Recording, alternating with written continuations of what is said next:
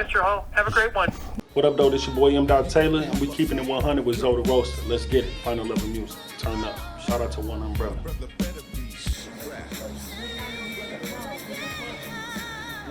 Once again, Oakland's finest, Zoe Tha Roasta. Keeping it 100 with Zoe Tha Roasta. You feel me? It's Hostile Takeover, baby. And we got a special guest in the building today. Come from out of town, my brother M. Taylor. What up, though? How you doing, man? Blessed, big homie. Thanks for having me. No doubt about it. Straight up. No doubt about it. So I see you on you doing a lot of interviews.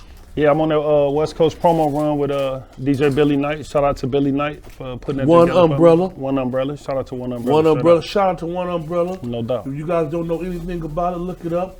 So if you want marketing and promotion, and you want to see your results, make sure y'all go fuck with that. No doubt. You know. So yeah, man. So yeah, I got the call, man, that you was in town. Thank you, my brother.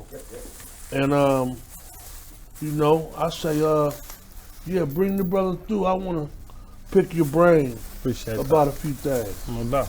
You know what I'm saying? Absolutely. You ever been to jail? Once. Yeah, so technically, yeah. What you go to jail for?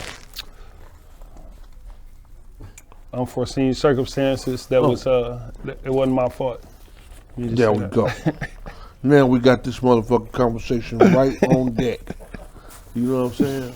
Usually I catch a motherfucker, he start telling me about everything I did. See, when I shot the nigga, it was the way the bullet turned how they knew it was me. Because I was, you know what I mean? Oh, man. So yeah, we know you ain't no rat. But listen, so you grew up in Detroit. No doubt.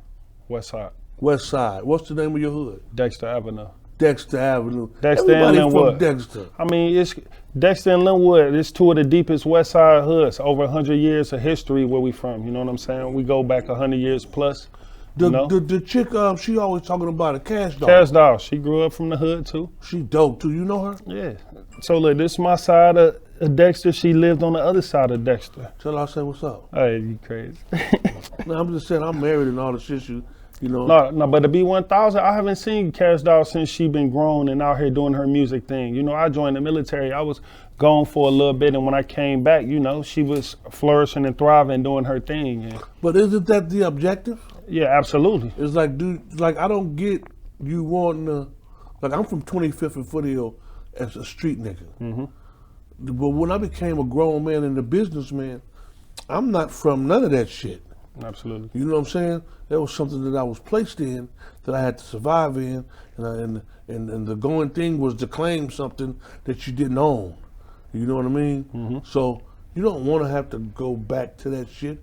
Maybe you go back and pull some people out. Absolutely. You know what I mean?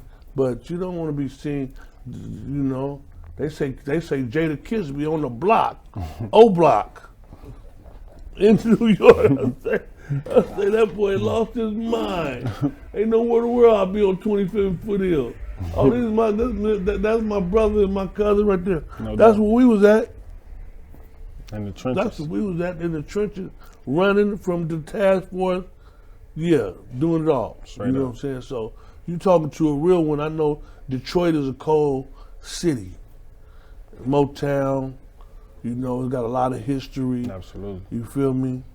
You grew up and you saying your mother and your father, you end up losing your mother and your father. Same month, different years.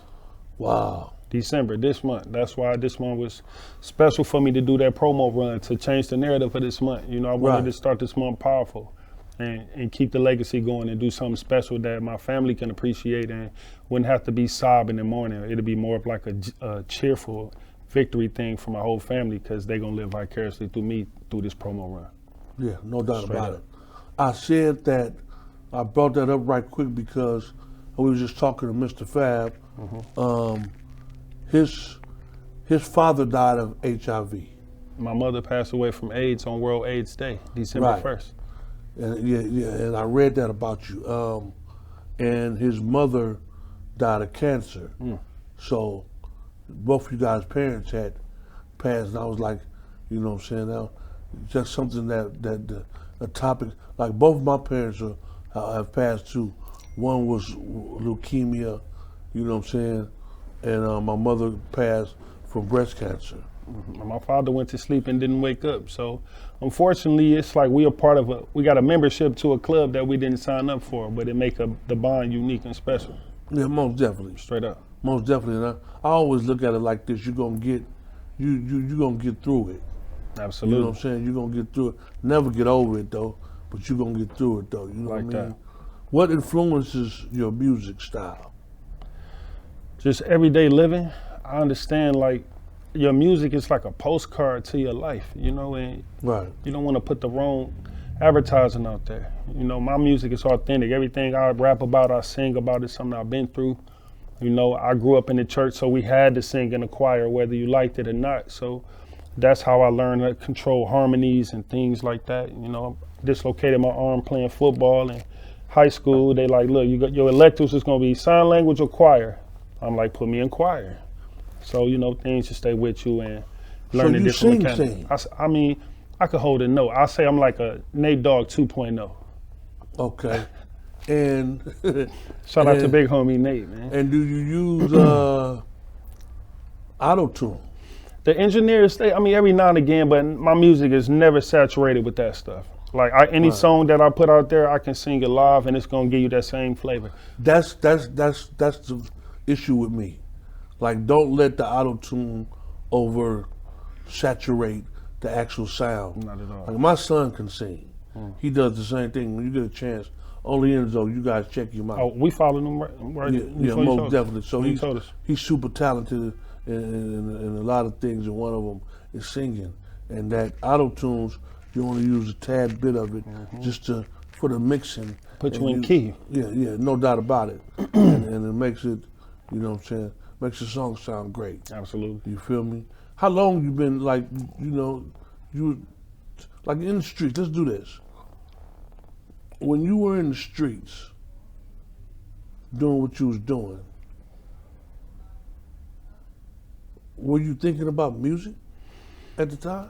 I mean, in Detroit, the culture of how Detroit music is now, how it's really international and everybody getting to see what they're doing and what they're talking about now, it's always been like that in Detroit. So we always had our pockets of crews of who can out-rap who, you know what I'm saying? So after we done rap battled these niggas and we done shut them down, and we done shut this crew down and this crew down, and when we hear another crew, they making some noise and stuff, and we find out it's them, we done already dogged them out. And so y'all was on some real hip-hop shit. Yeah, we was lyricists. It wasn't none of that fake shit. Like, all our beats was really like energetic, and if we did go in a calm, chill type of beat, we was talking about some real shit. You know what I'm saying? So my style of music, I like to call it gangster harmony, because anytime when I'm rapping about something, if it's in a gangster aspect, it's just still some real shit that took place. So when you hear the word gangster, just know that it's some real shit that took place. There's some real ones involved every single time. Every time I make my music, the people that I keep in mind for the stories and the things that I've been through and how I live vicariously through my mentors and my leaders before me. Right. So you show a lot of characteristics of Sada Baby. Oh, that's my dog. I got a record with Sada Baby, and we're gonna do a test with some merch. Speaking of Sada Baby later on today, I got something for you. Okay, no doubt about it. I got a record with him. That's my nigga, fuck with Sada. He came and got on one of my projects I did with Too Short. I did presents with Too Short, and Sada was on there. That's what's Sada up. came Shout down out to on the there. big homie He Short, come out here. They really fill up the spot downtown. I don't even want to say the name of the place because I don't like the nigga who run it.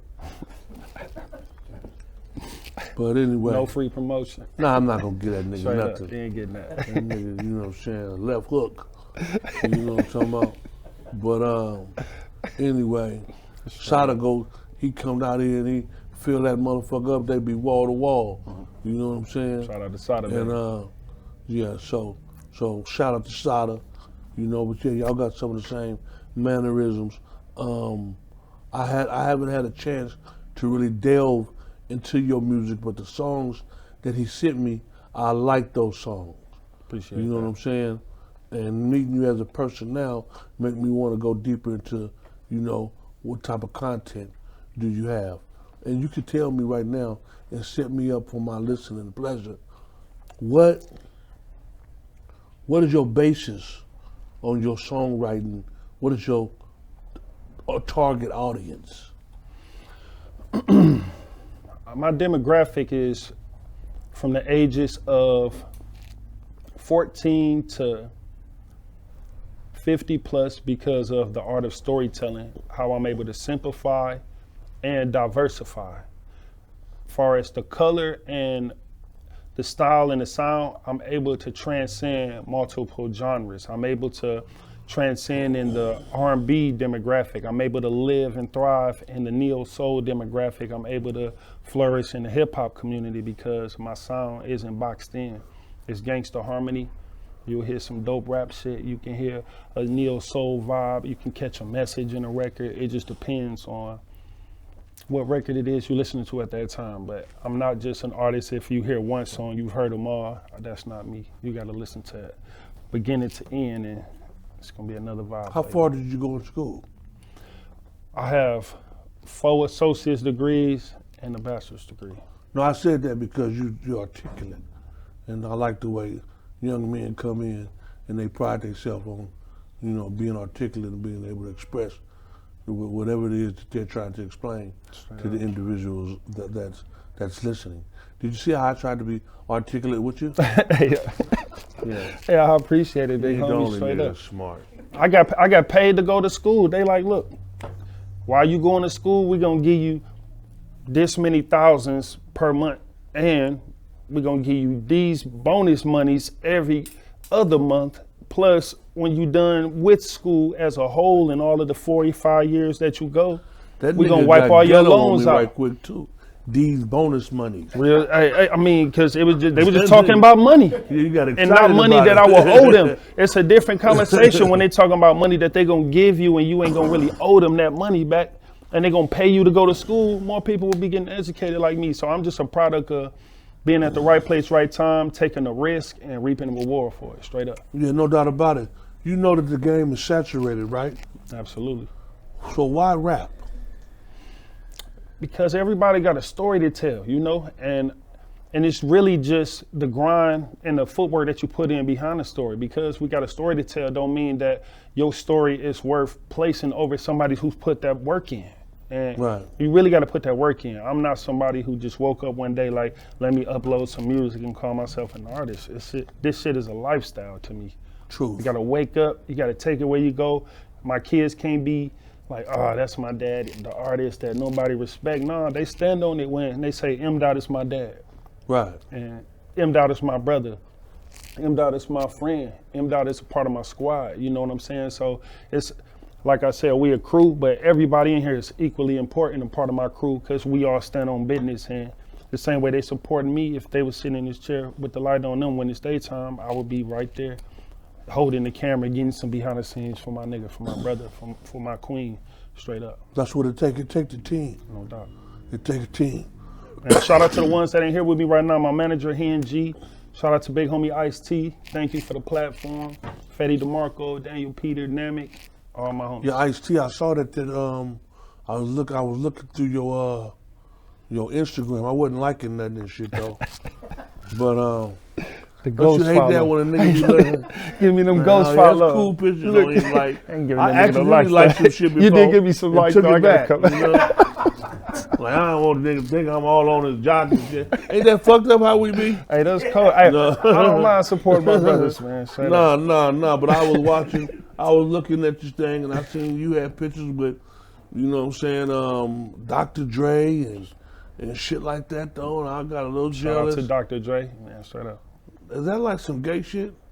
You Being know jealous because I seen another man with another man? You know what? I just think No homo. I just think if No we homo, focus, okay? if we focus on that narrative. Did I say K? Hey, look. Okay. Hey, look. Oh, we are being a faggot.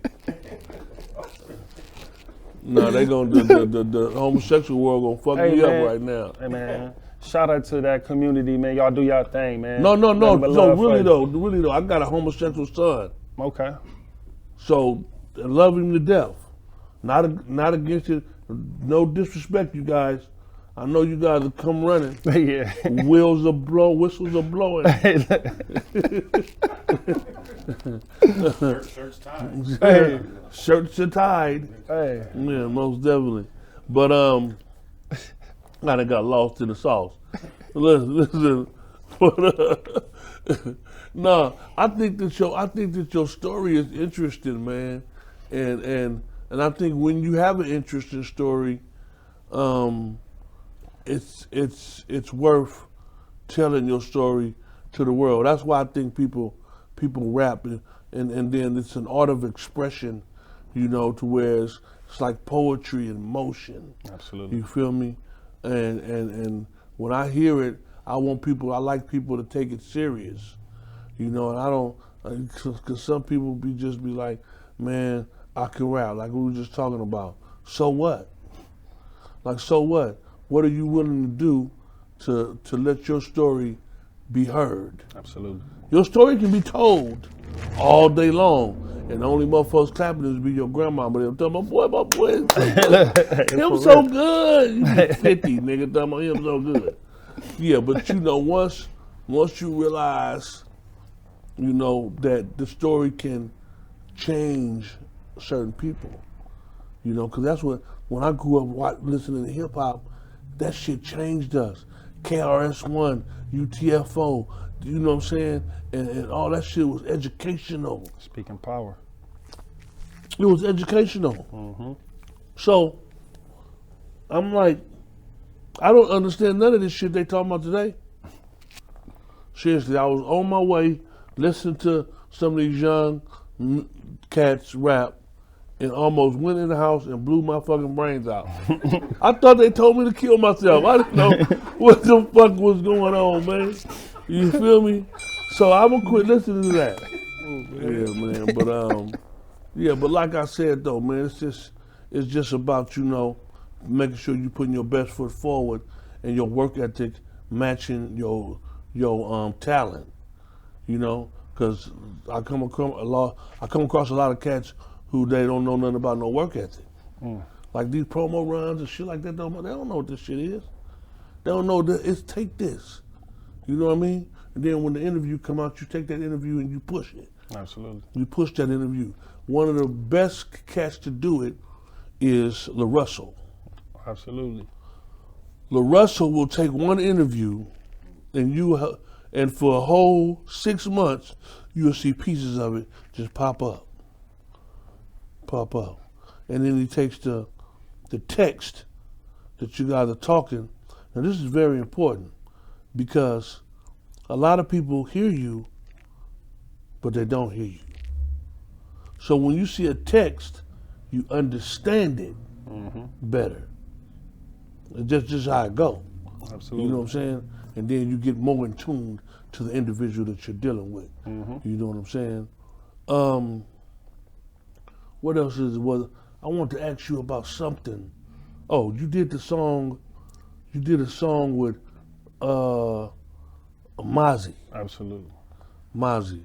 So Mozzie is hot from Northern California, ended up growing up in Sacramento and making his way and signing, with the boy Gotti and things of that nature.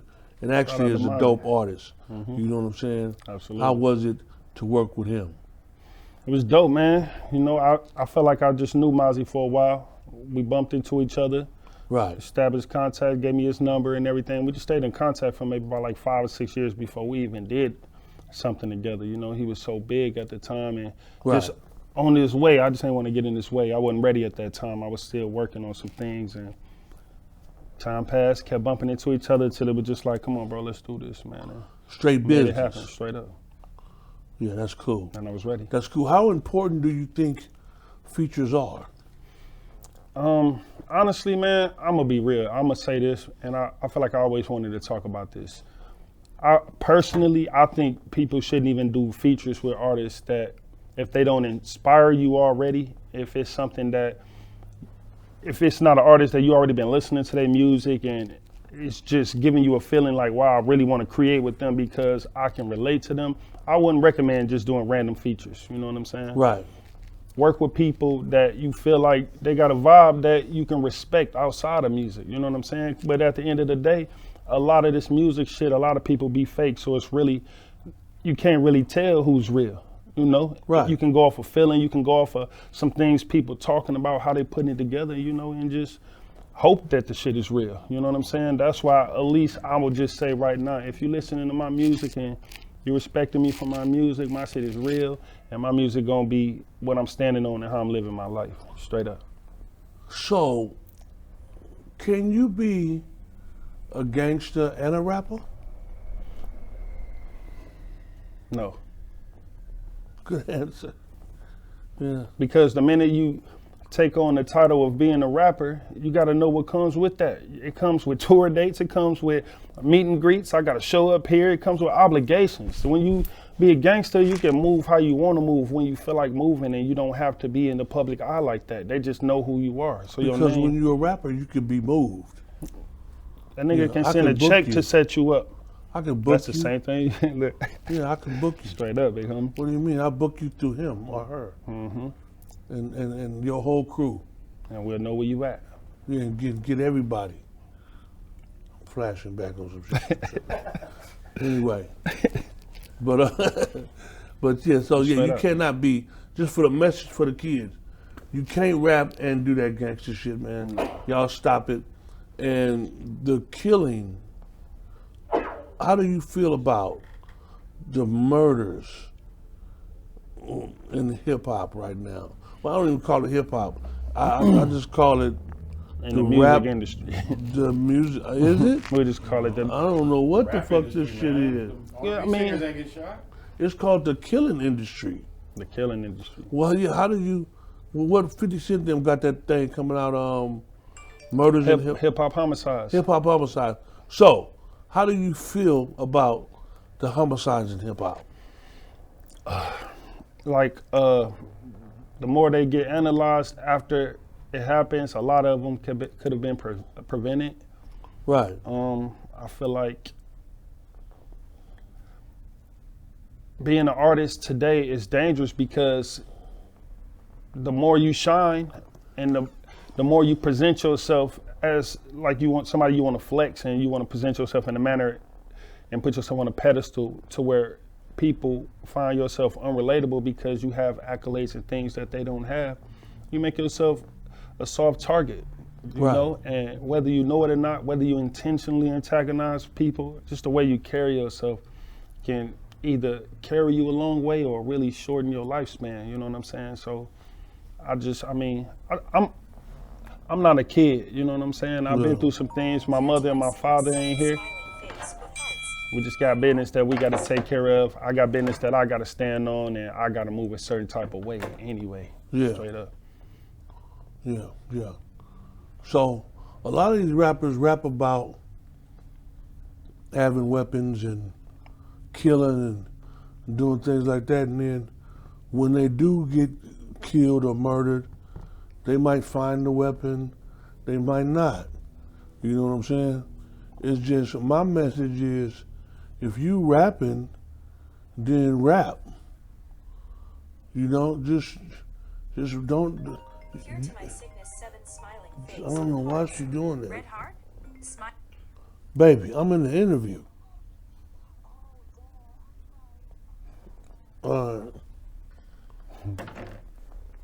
Now, if I don't answer that right, You know what happens. Look, we all I live here could've know what been happened. dead. Look, hey, That's what it's do. hey, I we could all have know been what dead happened. while I was calling you, dialing your number. Anyway, I love you, baby. I'm answering that phone though. Straight up. Listen, yeah, but they get killed and they don't have what I say. They don't have. You a talking about the weapon. music and they talking about the glorifying of the Yeah, violence they and doing it, everything, and man, when and they they get not killed by living it. And it's like, it's just confusing to me that it's all right to say I protect myself, Absolutely. but it's not all right to say I just killed John and Ray Ray on 73rd. They body still over there. Like, these niggas be really talking about real life shit. Real life shit that happened, and then be like, you're under arrest. For what? Well, you just told us every motherfucking thing you did. You know what I mean? So it's getting too graphic. You know, and it's And not everybody doing it though. Yeah, everybody's just like, what we used to listen to in music was, like I say, education. It was entertainment, man. Like battle rap. Mm-hmm. Like, I don't want to kill you after we finish. It's art for display. Yeah, I'd give you a tap and say, boy, that was dope. You know what I'm saying? Mm-hmm. And I might bite one of your lyrics. You know what I'm saying? To another crew that ain't never heard of you. Mm-hmm. You know what I'm saying? And so, but that was hip hop. Straight up. That was that's where the word bite came in at. Would you think that shit was real? Nigga, you said something that was wrong.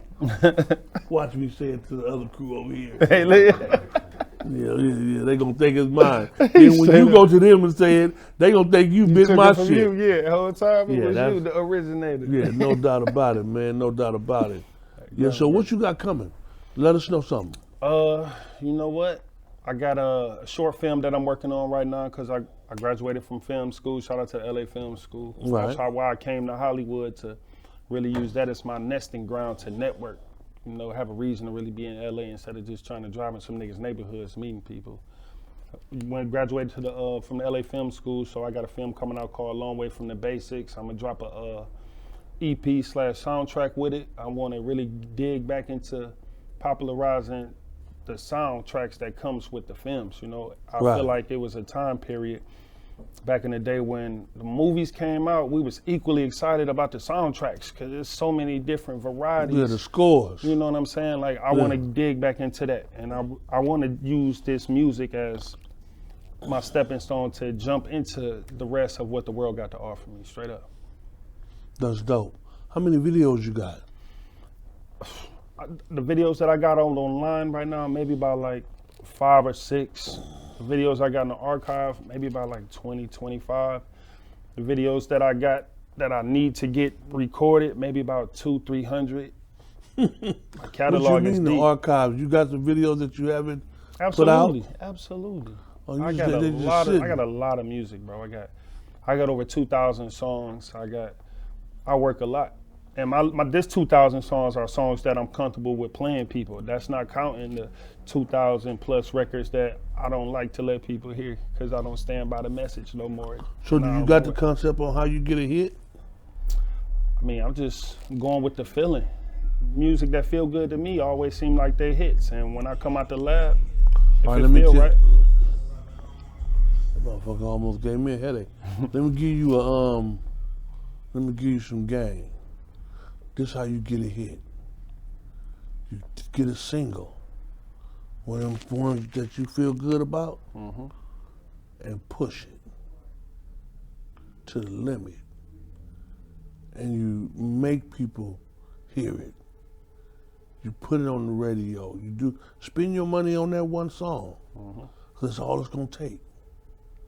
That's all the fuck it's gonna take. That one song, and then when motherfuckers start knowing you from that one song, they gonna start going to other songs.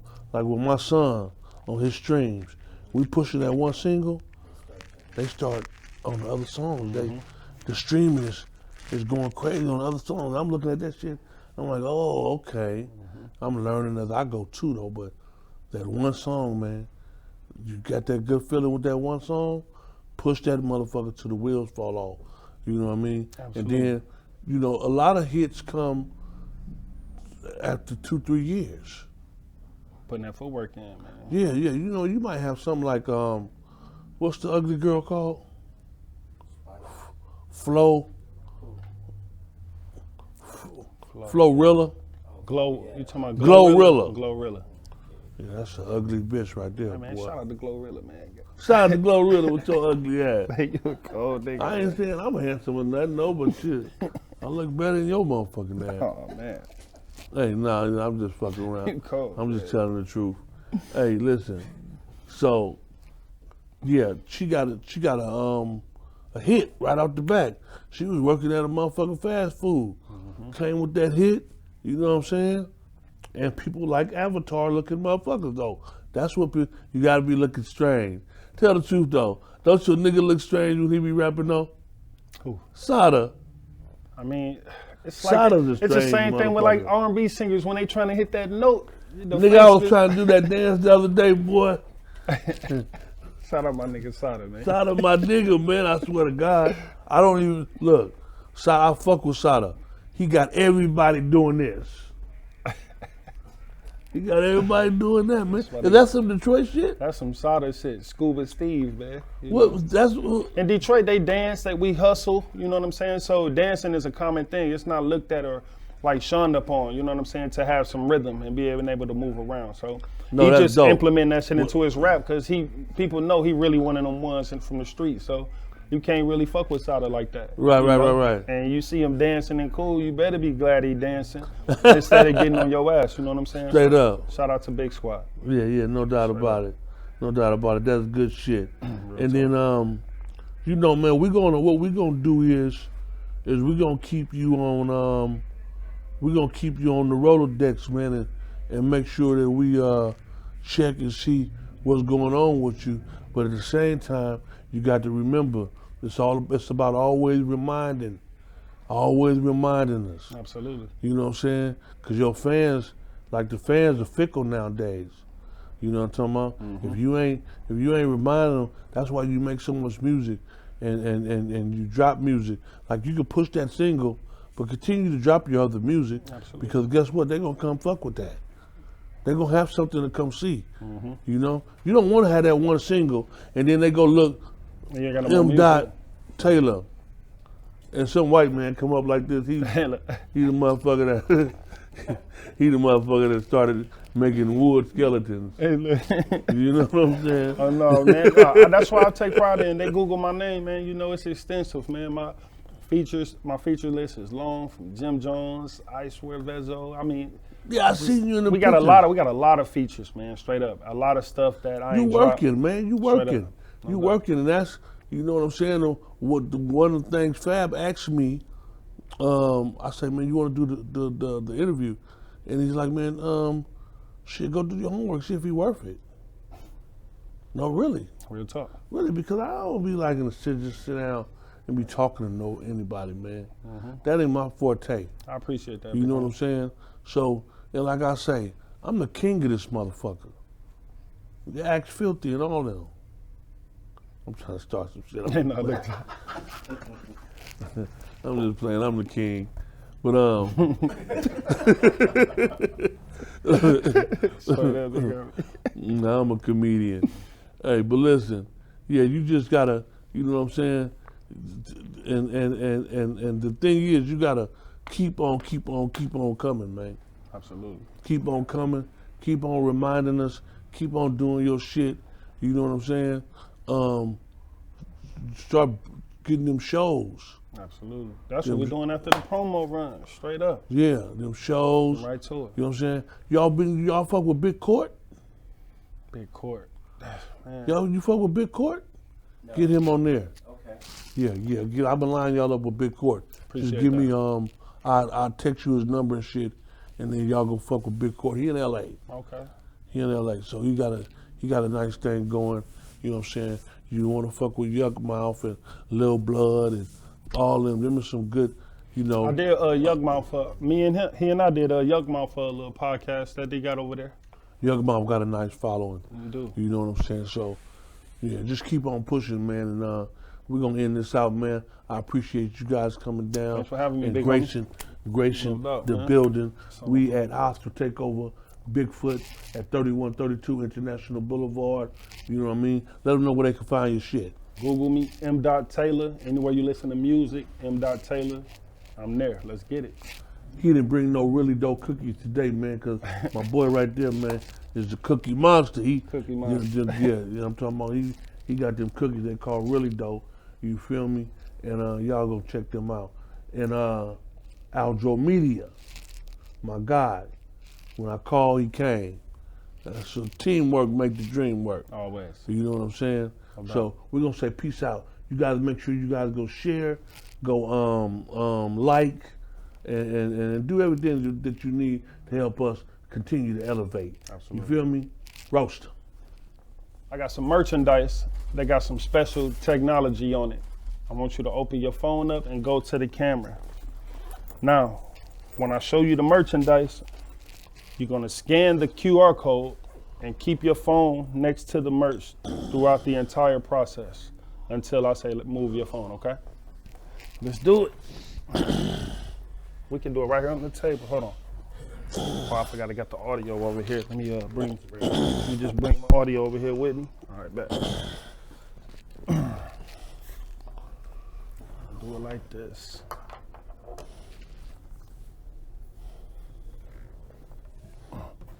This is something you created?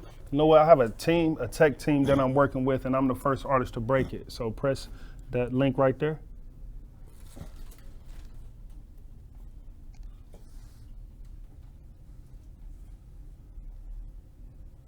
Here, we're gonna disconnect. Can we disconnect from the Wi-Fi? Yeah. All right, cool.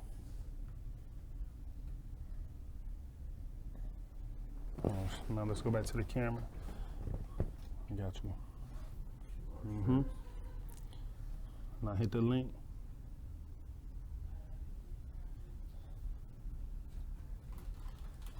Now another page, now press launch. You're gonna press allow twice. Allow, allow. Now scan the QR code. And let's turn up the volume on your phone. Is it on this side or that side? Oh, it is this side. All right, scan the shirt. Pull it up. And then you can pull it up and keep it in that general area near the QR code. That's my music video with Sada, baby.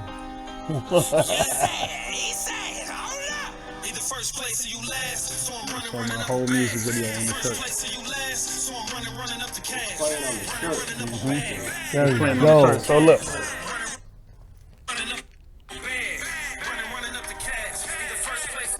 So we're gonna have special merch where anytime they come and buy from us, we're gonna have exclusive visual clips and things like that. So when you ask me about what we got coming up and all of that, I just wanted to give you that presentation and everything. That's dope. And show you, big homie. That's dope. So Y'all my see bro it? right here gonna get your info so we can get you a shirt, your show size that and right here. everything. Take this No doubt, man.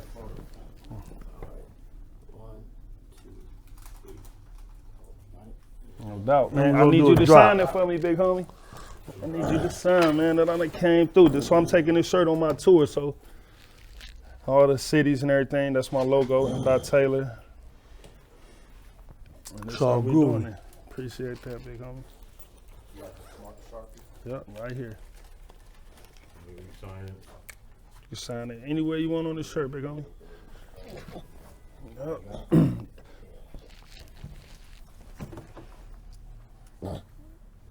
You should sign by Sada, baby, since you fuck with Sada too. You know what I'm saying? That we're gonna show my nigga on frame it.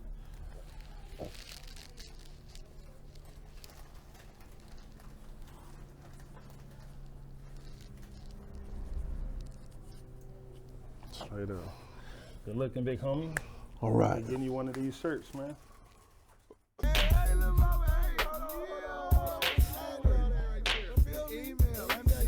can get it. Just put on your rubber.